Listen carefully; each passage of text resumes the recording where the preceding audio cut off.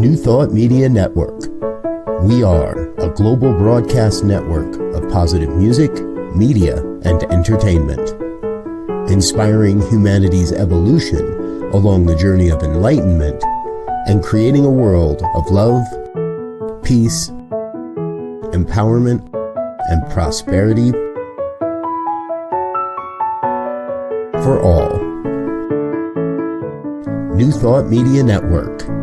Positively inspiring.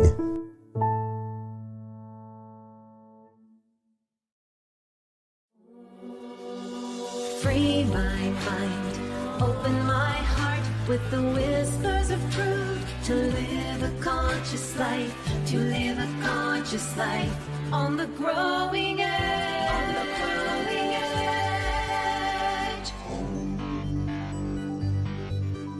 And now, here's Allie.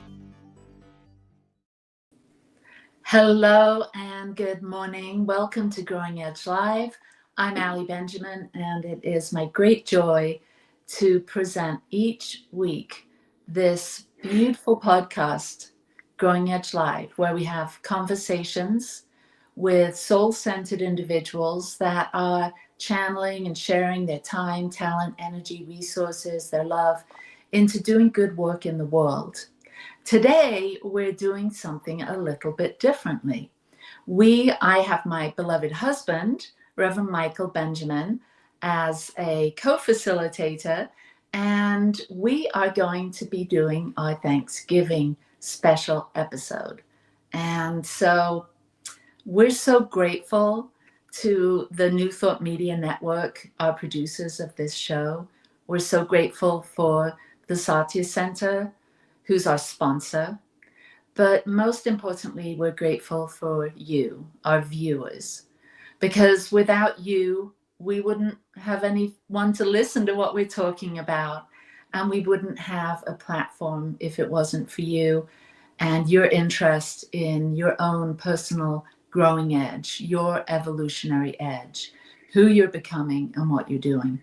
So we're so very blessed and grateful today, this Thanksgiving week, to be able to share some things that we're really blessed and grateful for. And the interesting thing is, when Michael and I were discussing this topic, I said, well, let's share our 5 top favorite things that we're grateful for.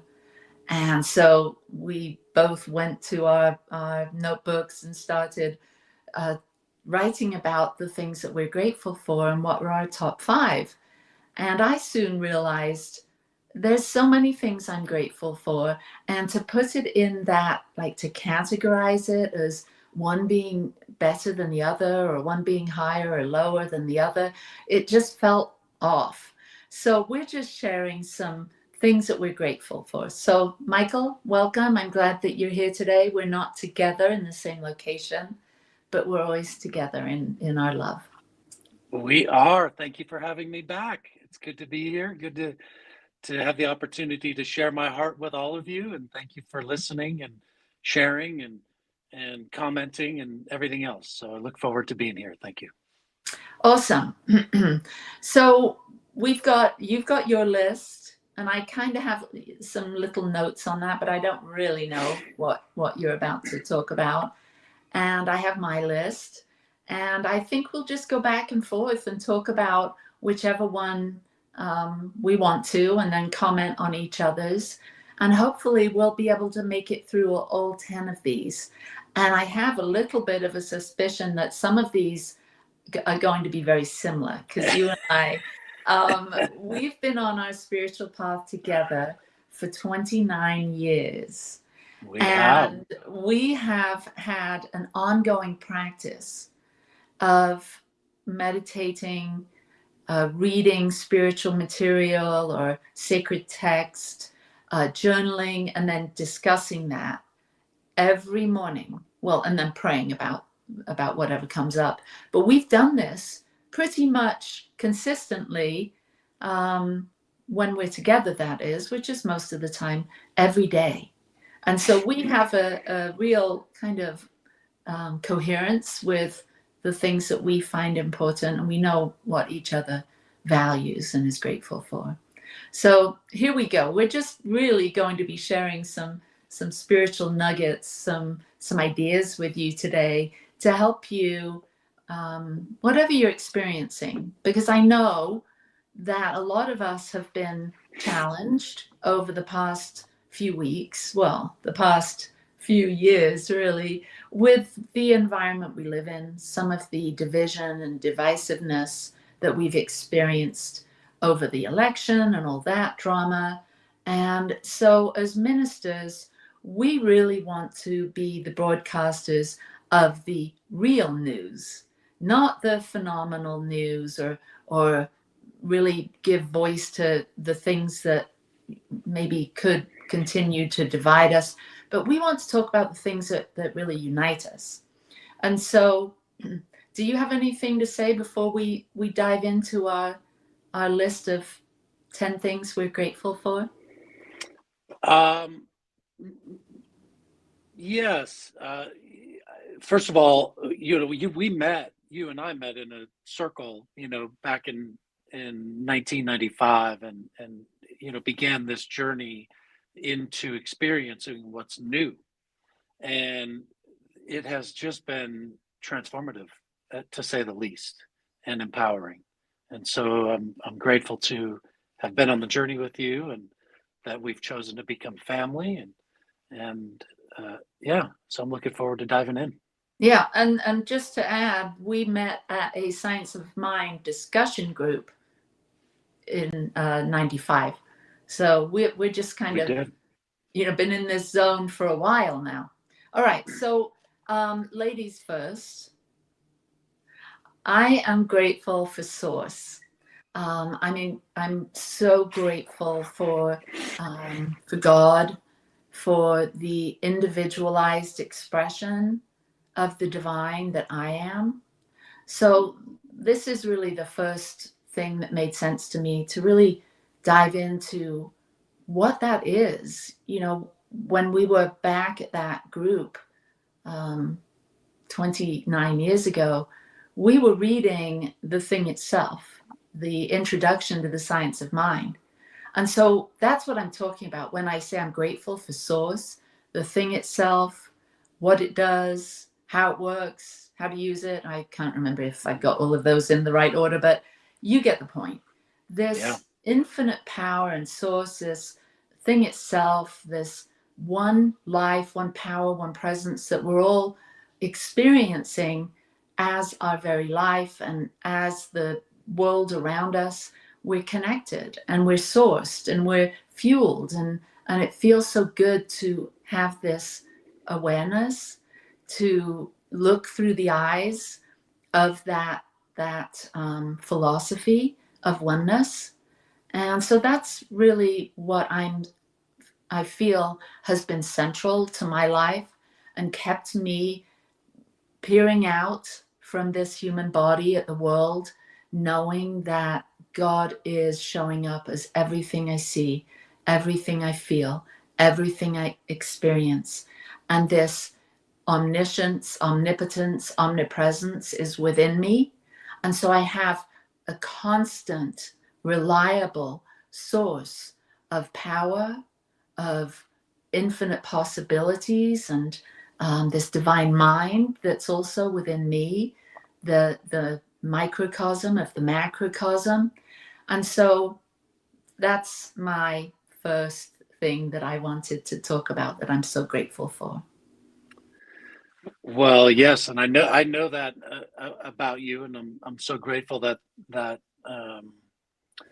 you have that awareness, because, as you know, I know we've been through a lot as a family, and that awareness has got us through. No particular order, right? So no particular order necessarily, but appropriate, because today is November 25th, and today is my father's birthday. Mm-hmm. And as you know, he left 3 years ago. And so today, family is what really jumps out for me. And it was obviously I wanted to say thank you, Dad, for living and having me. Oh, yeah. Your Yeah. dad, Jim, was such a man of faith himself and always a positive presence in our life. And Yeah. we jokingly and fondly refer to him as Jim Jam because he always had that bubbly energy. He was always teasing and joking in a kind way, and always wanted us to remember him and faith and God, and put God central in it in our lives as well, even though our God looked a little different than his God. Yeah, he is Yeah. still such a blessing.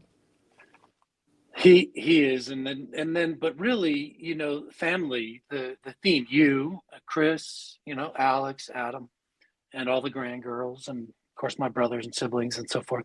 But in reality, the love that I have grown to experience, to be in as close to unconditional love as I possibly can, having had the opportunity to grow through catastrophic illness with Chris, and support you through the loss of Adam, and all the while to experience that moments of agape love.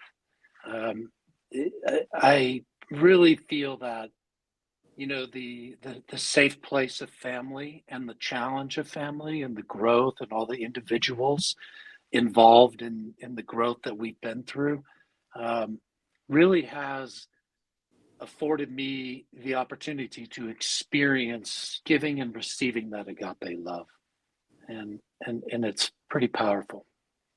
Mm. Mm. Well, thanks, Michael. One of my number, it was actually the last one I was going to share, is family and love.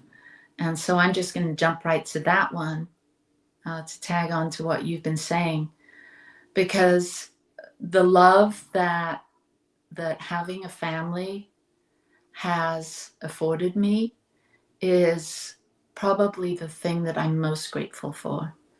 Like you said, it's been really challenging too. There's been so many ups and downs, so much grief. I think that grief is evidence of love. If we hadn't loved, we probably wouldn't be have experienced the grief that we have with the loss of a child when he was 32 years old, having already lived a lot of life and been married and had his own child, and to realize the loss of him and his love in our lives, although that love never ends, there's that constant feeling of something's missing. And I think, going back to, God is my source, and what I've realized through my lifelong journey of spiritual discovery is that having that awareness that there is only one life, and it is infinite and eternal, and that we are expressing it temporarily in this body, your body, wherever you are, that you're here for a finite amount of time, but really our lives and our love are infinite journeys. And so your dad and Adam and my dad and your mother and all of those that we've lost, our ancestors that have come before us, we are living evidence of their lives, their presence, their love. And so love is eternal. And it's okay to grieve and miss those that we've loved, but there is some solace in knowing that they're still here. We just can't see them all the time. Maybe we see them in our dreams. Maybe we experience them in fond memories. And maybe there's things that they've given us or created or painted, or wisdom that they've shared with us that we continue to carry on or bring forward in the world. our family and the love that we have the opportunity to feel and to express, that's such a blessing. I'm going back to the top five. That's my top one, is love and family. So the rest Yeah. of these will be, Yeah. not in any particular order, but yeah. So that was my second one that I'm sharing today. Beautiful. Thank you. For my second one that I'm going to share is mentors and messengers. As we know, we've been, we're, credentialed in the New Thought teachings, primary mentor Ernest Holmes and the teachings of science of the mind. But as he inspired and planted that awareness to always be open at the top for new, for this life is ever changing and ever expanding. We've had countless mentors and teachers from people that we haven't even personally met, that lived 1,000 years ago or more, all the way up to the Felicia Searcy's and Dr. Michelle and Ernest. Well, I was going to say Warren Chester, Ernest Holmes, right? Warren Chester and Elva Moline and my mom, and so many mentors and teachers along the way that really have been able to kind of put their heart print and their soul print to encourage me to realize this ever expanding good that, our show is called Growing Edge Live. And we've had this realization that being on the growing edge can be crusty, can be, there can be pitfalls, there's growth, there's, you fall and skin your knee or how many metaphors I could potentially put in there to experience the heart-wrenching loss, the grief, the highs and the lows and the beautiful sunsets and the vistas and all these beautiful things that we have on the growing edge. If it wasn't for the mentors and the teachers, you being one of them, my teacher through ministerial school and practitioner training and so forth, the growth and the realizations that I've had in my life that allow me to stay in the constancy and embrace wholeheartedly the change that's occurring, it has been priceless monetarily and otherwise. Yeah. When you say mentors and teachers, I think of the hundreds of books that we've read from people like Ram Dass and Michael Beckwith, from, the Sophia Code and by Kaya Ra. And that was a little bit of a woo-woo one, but she opened up my mind and my heart to think of the mentors, some of the powerful women that came before us, like Isis, Hathor, Green Tara, Mother Mary, Mary Magdalene, Kuan Yin, Joan of Arc. I know she wasn't one of them, but she was in other teachings of Kaya. And I think of these women, and there's countless men too, but I really feel like this day and age, those lines are being blurred of putting people into categories of this or that. So, I could think of countless others, Jesus, Buddha, Nelson Mandela, Dr. Martin Luther King, these people that came before us that held a vision, that continue to hold the high watch, that were channels for truth, for peace, for love on this planet, that we can actually go down the rabbit hole, if you will, of any of these individuals, these people that were incarnated on this planet at some time, or maybe they're myths, who knows? But we can kind of go down that rabbit hole and learn about them, or what they taught, or the things they wrote about, or the things they spoke about, that we continue to find relevant that there's these threads of truth, these universal spiritual principles and practices that have been shared with us throughout our lives as we've locked in, as we've given our focus of attention to these mentors, these books, these teachings, these philosophies that have absolutely helped us to become more aware of who we are and why we do what we do, and to become more deliberate, to become more intentional in our own lives based on the experience of those mentors. And so, yeah, a huge shout out of gratitude for those that are here right now. You know, every week I schedule a guest to be on this show, and I have such an amazing lineup of people that are coming that I consider to be mentors, living mentors. And so you'll have to tune in to find out who they are. But one comes to mind. Erica Teal is coming up, Roger Teal's wife. And I remember we were at the Big Sky Retreat, and she was there presenting as a keynote, and she had us do some improv.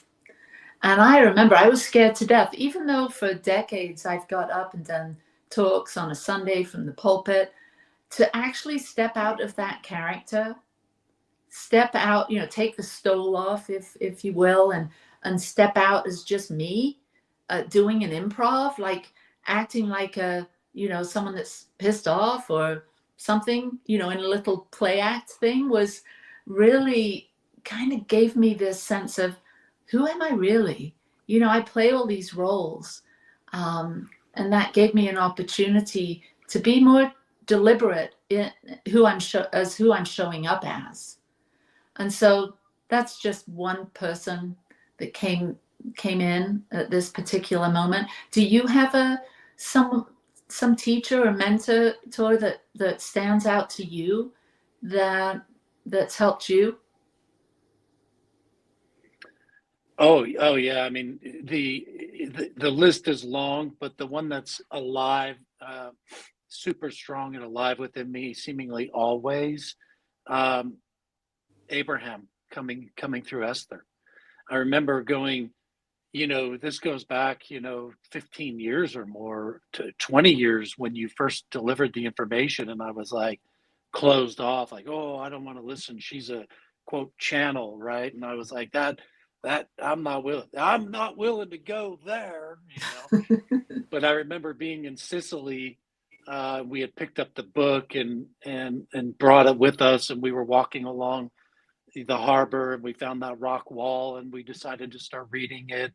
And within just a couple pages, I was completely, as Snoop Dogg talks about on The Voice right now, the gangster Holy Ghost bumps, and I'm not a gangster, but I can relate to what he's saying, because that hit of truth. And when we're talking about spiritual teachings and the cause and effect and the spiritual law of creation, so often the ability to know when good feels good and bad feels bad, and the ability to kind of call to a conscious awareness of how I'm feeling about this and to make a conscious choice.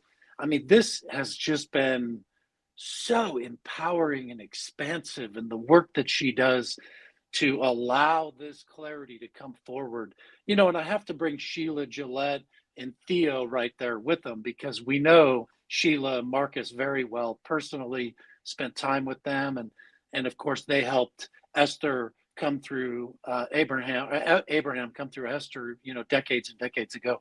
And so I would say those are super alive and well right now within me.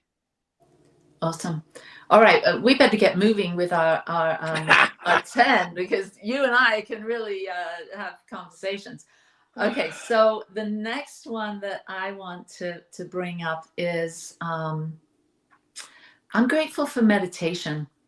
It's something that is sort of it's not one of those big flashy things. It's something that once you get accustomed to meditating, it becomes a part of your very existence. And meditation, a little different than mindfulness, where we're simply paying attention to everything that's around us and just allowing ourselves to feel what emotions arise depending on what we're paying attention to.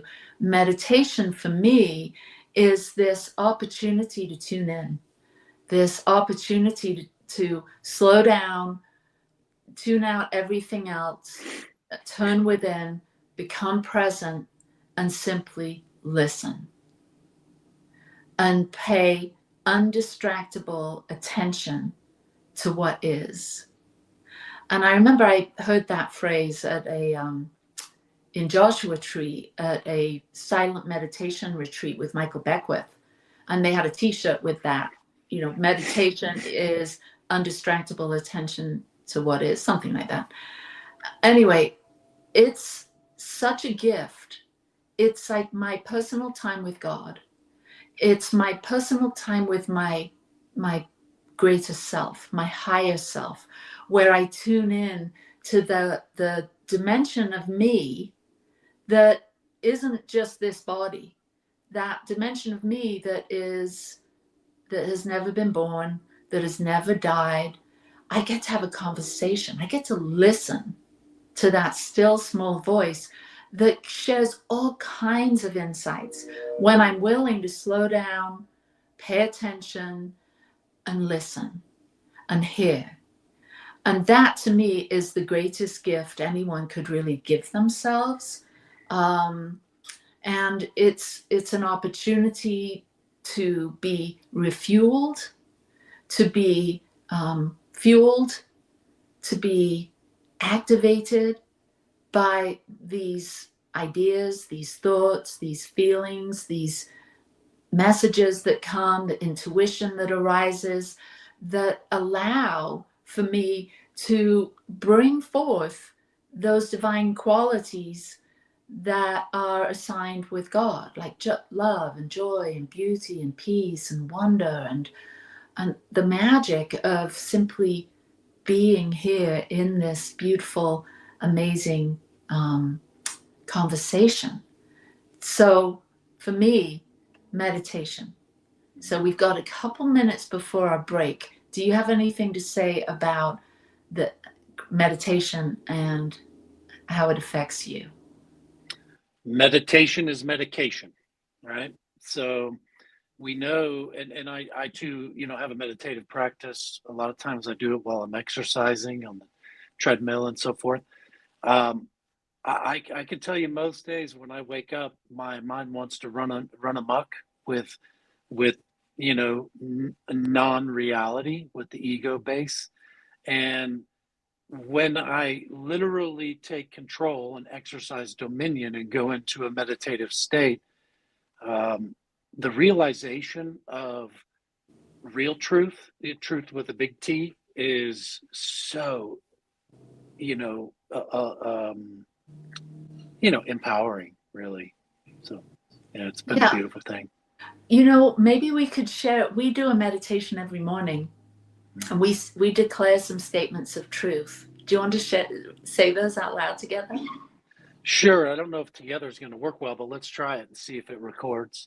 Okay. So as we set the stage and we open and we're in the realization stage where we're speaking truth, we insert these commanding statements that Allison and I are together with our hearts wide open on our joyful adventure, inspired, elevated, and grateful. And love moves us forward. Light illumines us from the inside out. And joy guides us every step of the way. I trust myself and my natural wisdom. I embody my authentic power and sovereignty. I am here. I am whole. I am free.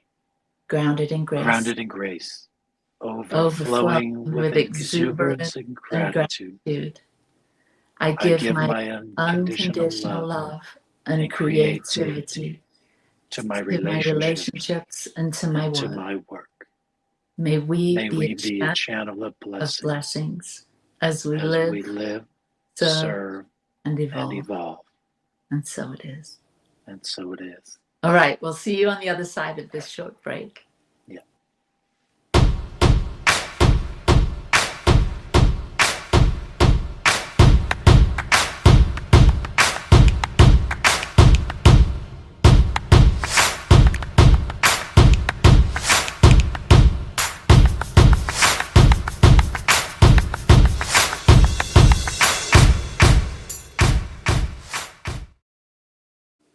Oh, we're back.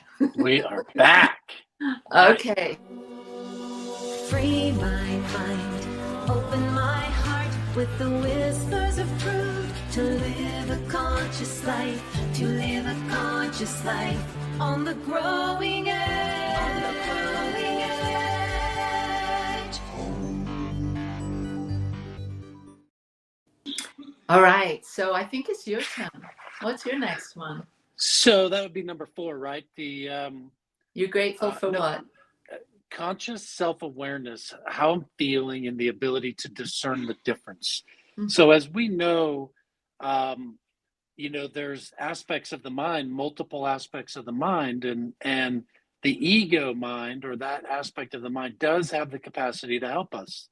But being able to discern the difference between spiritual truth or that egoic non-truth, right? And it has a way to, and I could talk for an hour about this, so I'll be mindful not to, but it has a way of inserting a lot of false belief, that fear stuff, right?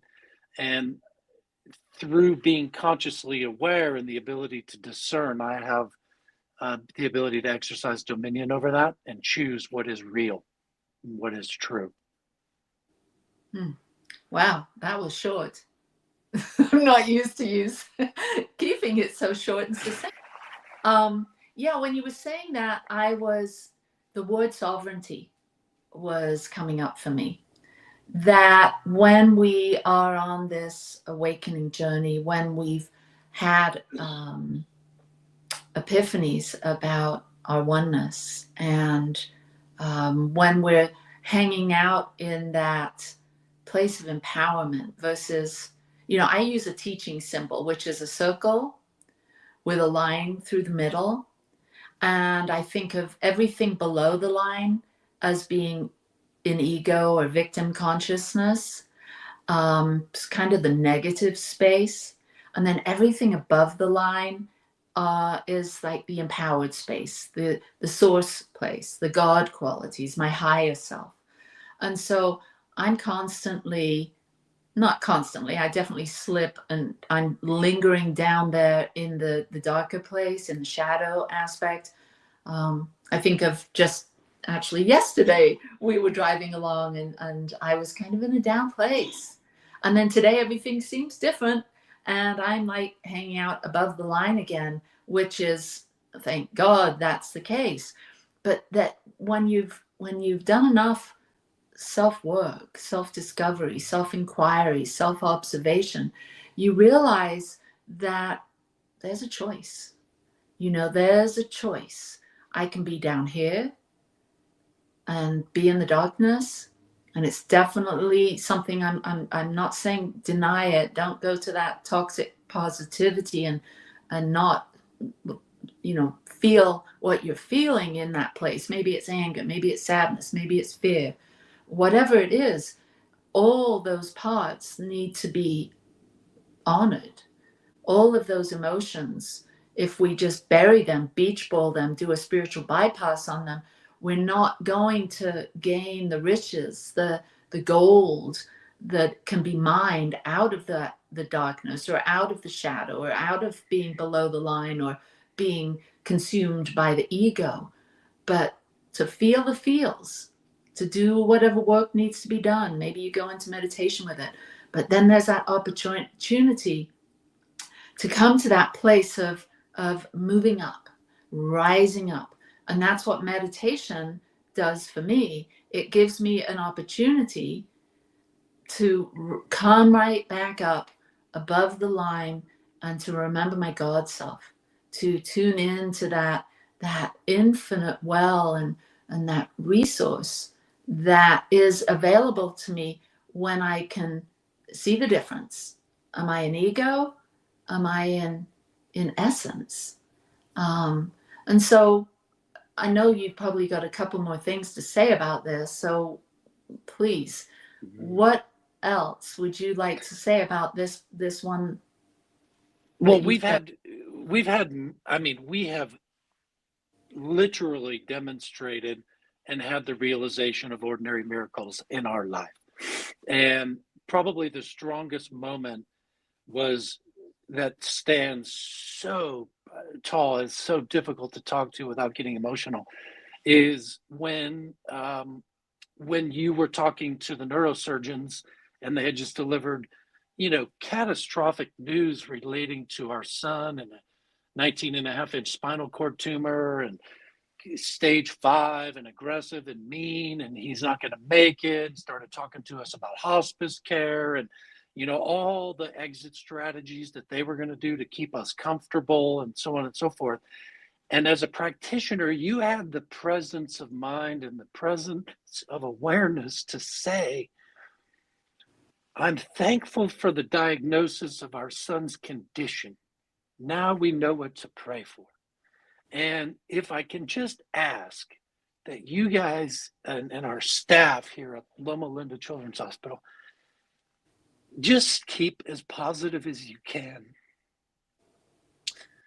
Talk to Christopher about basketball, because the Lakers and Kobe Bryant, Shaquille O'Neal, and their championship runs and all that stuff that was going on back in the day. This really brings him to life. And so if we can just talk to Chris about basketball, right? And the openings that occurred for us to activate the prayer chain, to have our practitioners, working with us in the realization of wholeness, and how spirit moved to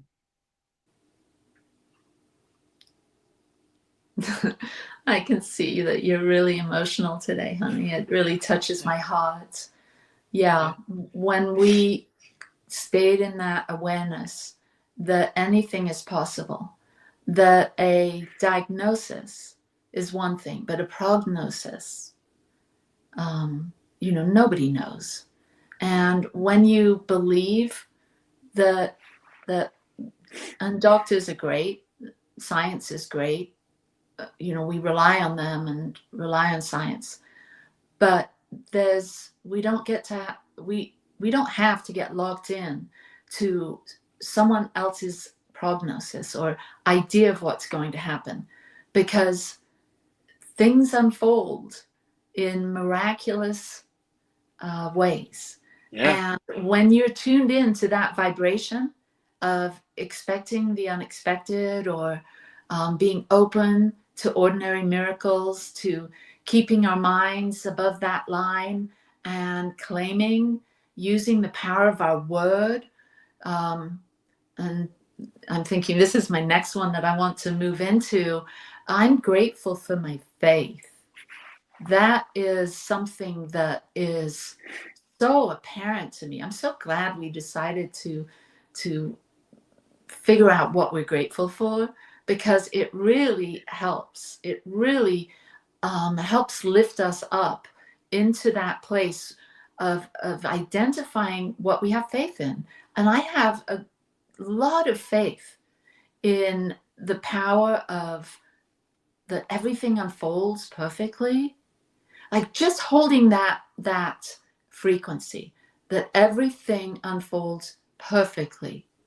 Even when it doesn't unfold the way my ego would have preferred it, everything unfolds perfectly. When you're in that consciousness, then you're alert, you're awake, you're aware, you're taking every opportunity that comes your way to respond with faith, with love, with all those divine qualities that are who and what we are. So in my faith, knowing that everything unfolds for the best and highest good, even in those darkest days, there's light. There's light at the very center of our being. That's what we are. We are light. I am the light I am, as never before. That I am now. And when we direct our faith, when we have the conscious awareness to direct our faith through our thoughts, through our words, through our emotions, through our actions, when we're holding the high watch, when we're looking for miracles, when we see the things that are coming our way that maybe we fear or we doubt, but we know that we're on an infinite journey, that we're always being presented with opportunities to grow, to learn, to heal, to rise above, to dig down into whatever is occurring, whatever is presencing itself in and as your experience, in and as your body, your diagnosis, your bank account balance, whatever it is, that being fired from a job or getting a new job, whatever it is, when we can stand at the very edge of our green growing edge, our evolutionary edge, knowing that whatever arises, lean in, love that, have a strong back and a soft front, meaning stand strong in your faith, but be open to be a conduit for the love and the miracles to flow. And we know that when you carry this attitude, when you're a person of faith, and when you're exhibiting that, you absolutely know and see that everything and everyone is the answer to our prayer. Because we're not doubting, we're having complete faith and conviction that everything as it shows up is exactly what is needed in that moment. It may look like it's complete opposite of what your ego wanted or what you would have preferred, but it is the very thing. And so that's my next one. It's faith through my prayer, knowing that I can use my words. I can have a recognition that God is my source. I can unify with that and become that powerful force for good and know my own omniscience, omnipotence, and omnipresence. And when I state my realization, when I declare my affirmative statement about how I want to feel in the next moment or in this situation, maybe I'm not praying for a particular thing, but I know how that idea, that desire, I know how it's going to make me feel. And so I put all of those feeling emotions into my declarative statement, into my realization. And then I thank God, I thank the universe, I thank all of the players within this universe that are supporting me through this prayer, through what it is that I've focused my attention on, that I'm manifesting. And then I let it go and be done with it. It's released, it's done.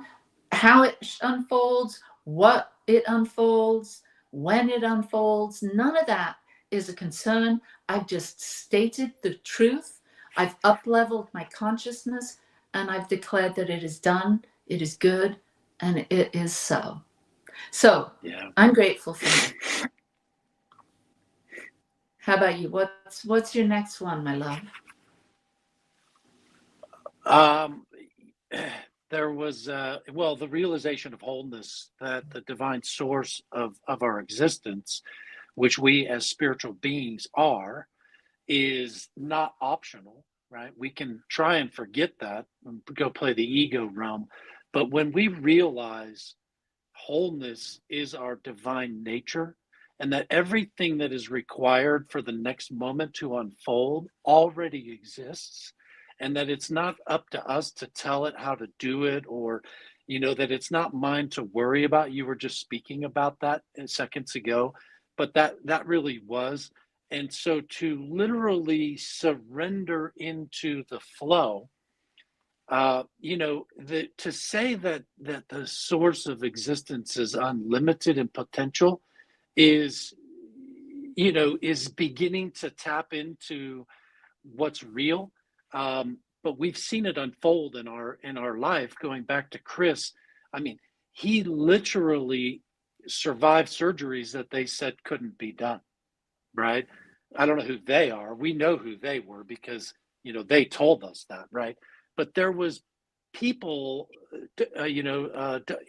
Fred Epstein in New York City and Dr. Juan, who came and told us about Fred Epstein in New York City, messengers at very, very, very critical moments in our journey that literally believed in an unlimited potential. Christopher Reeve's foundation that funded the spinal cord monitoring capabilities and research that literally our son Christopher was the beneficiary of, right?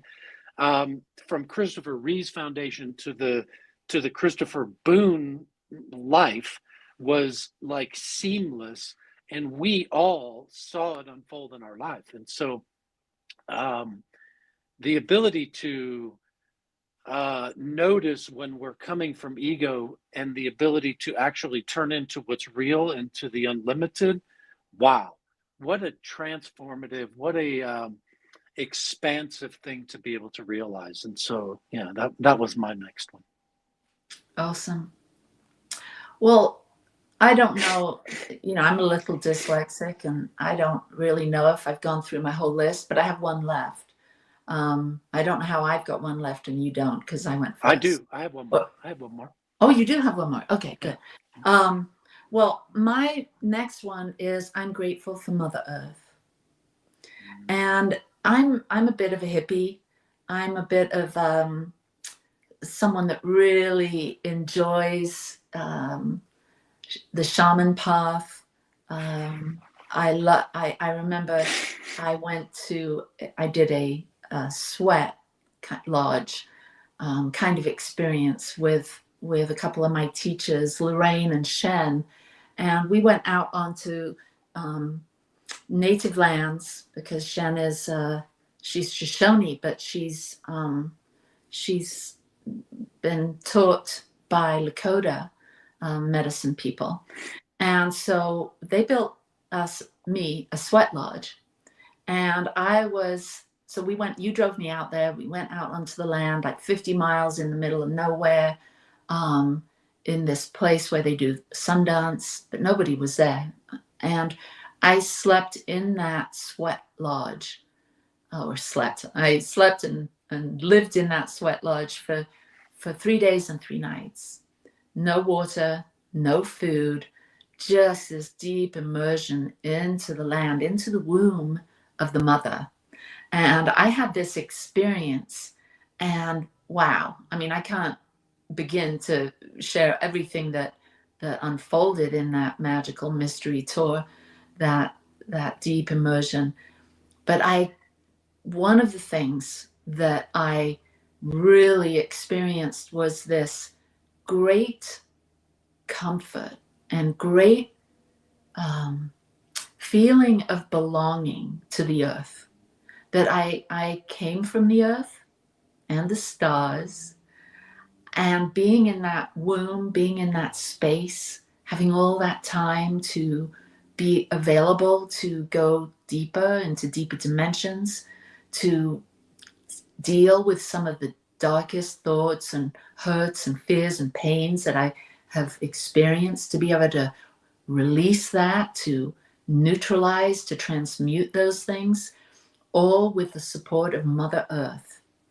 And when I was in there, and since then and before then, I really have this deep love and affinity for knowing that we are all connected on this planet, that we're all made of the same stuff within this cosmos, and that there is such a interrelatedness, interdependence, interbeingness, interpresence, inter-experience. We're all having this one giant experience, like Indra's net, like with different facets. We're experiencing it from slightly different perspectives because we are individuated. But to get that feeling, to know that earth is my body, that water is my blood, that air is my breath, and that fire is my spirit, that is something that keeps me grounded, keeps me like passionate about moving on this earth, of using all these resources, being mindful of these resources, caring about what's going on the planet, knowing that it's part of our stewardship, our responsibility to take care, and to feel this right now when there is so much divisiveness, when there's this sense that our ego, it's like us and them and they feel that. But when we really just sink into our very elemental selves, earth, water, air, fire, light, ether, we're all the same. We're all here having our experience. We have to be careful where we direct our energy and attention. We have to be careful about not othering people. We have to remember that we're all one, and we have an opportunity to take care of our oneness, our physical presence, and bring our light, our essence out into the world. So that's my final one. If you want to talk about that, great. Or if we can go on to your next one, we've got about 7 minutes left. Okay, perfect. Music. Yes, and it's a perfect lead-in because we chant that "Earth, My Body" all the time. And music for me, tens of thousands of hours since 1995. I mean, I can't even quantify it really, but from Karen Drucker to Ricky Byers to Marcy Baruch to Neymar to David Alt to Michael Gott to currently I'm listening to several different Xavier Rudds, social activism and things of that nature. And what music for me, like the ability to tune in to the truths that are being sung through messengers, and my ability to sing along and affect my energy and ultimately affect my vibe, because as we know, energy is everything and everything is energy. And so for me to be able to go from below the line to above the line through music, several times throughout the day, is an understatement. And so I'm self-proclaimed the greatest choral member, the backup singer there is. I'm definitely not a trained voice, but when it comes to feeling the spirit and emoting into the spirit or the teachings that are in the music, there's nobody better than me, right?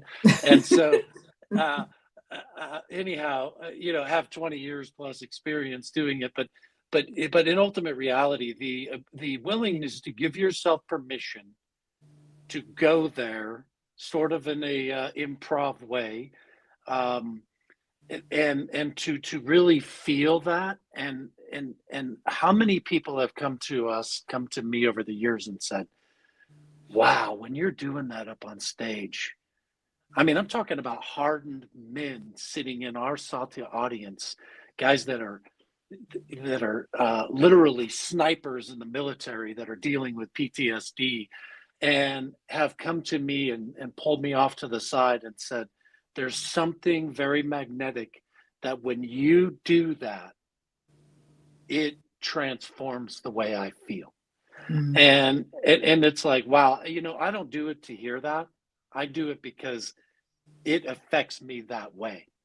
And so music for me is just so powerful and so freeing, and so it's meditative, it's channeling, it's everything else, but music and the messengers that write it and create it and sing it, Lorraine being one of them, harmony, right? I oftentimes sing her harmony song. It's on my phone and I play it all the time. So, beautiful.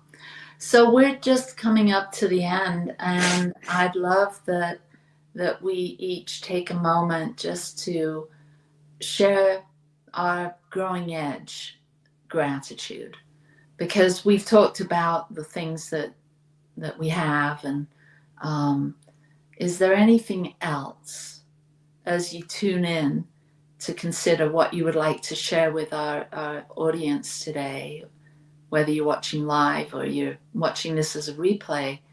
We're so glad that you're here, and we're so grateful for you. And so let's share our kind of what the world needs to know now. Like the song, the world all the world needs is love, sweet love. You know, what is it? What thing can we offer to bring some light to this growing edge? Do you want me to go? Sure. So change is the one constancy. When we don't get stuck. Don't allow yourself to get stuck. Allow yourself to experience the ever expanding change. It's not optional. You're not here forever. You're a spiritual being having a human incarnate, and you're going to move on into the spiritual realm again, just like so many trillions of people have over the millennia. And what we know is that this time, this too shall change. And so we are emissaries of change through, identifying the feelings of that which we want to experience more of in our life. Nobody has the power to discern or choose for you. Only you do that. And so, take a deep dive with us. Reach out to a practitioner. Call me, call Allie, call a practitioner at your center. Find a mental scientist that can help you work through the perceived beliefs that you're having. If you're feeling fear, if you're feeling, scared or scarcity or lack or limitation or disease in any way, hire a coach, get involved with a mentor, find a mental science practitioner. We're available. We're here to help you to stay in the flow and realize the ever expanding good. Thank you, Michael. And my thing that I want to share is to really see the mystical and the magical. As I've been doing a lot of work with family constellations and working with the ancestors recently, and I'm really, really realizing that the people that are in my family, you, Michael, my son Adam, who passed away, my daughter Alexandra, who is living with us at the moment, and my son Christopher, who we've talked about extensively on this episode, that thrived, that survived. He's 35 years old and he's doing his master's degree at the University of Utah. And my parents, my siblings, your parents, your siblings, all of our ancestors, we're on a magical, mystical ride together. And let's know that there's more to come, that we're on this infinite journey together, and let's have the time of our life. Let's take God on a joyride through our incarnation. So peace and blessings to you wherever you are. I'll see you next week. And thank you to our producer, Diego. And don't forget to love yourself here at The Growing Edge. Bye-bye. Namaste. Namaste. Free my mind, open my heart with the whispers of truth. To live a conscious life, to live a conscious life. On the growing edge. On the growing edge.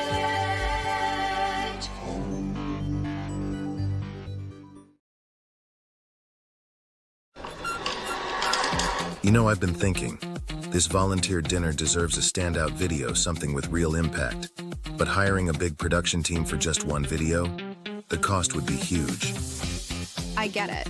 But have you thought about New Thought Media Network? They do amazing work beyond just broadcast programming on YouTube.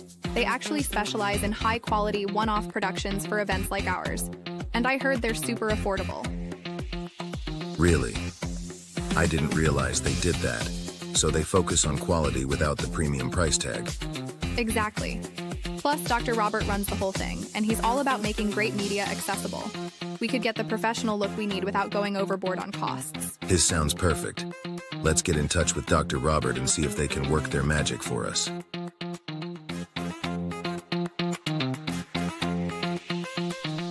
Well, hello again, dear ones. Dr. Robert here from New Thought Media Network. We'd love to work with you on a custom video for your next event or project. From impactful storytelling to creating a unique avatar for your community or brand, we're here to bring your vision to life, affordably and professionally. Reach out and let's explore what we can create together.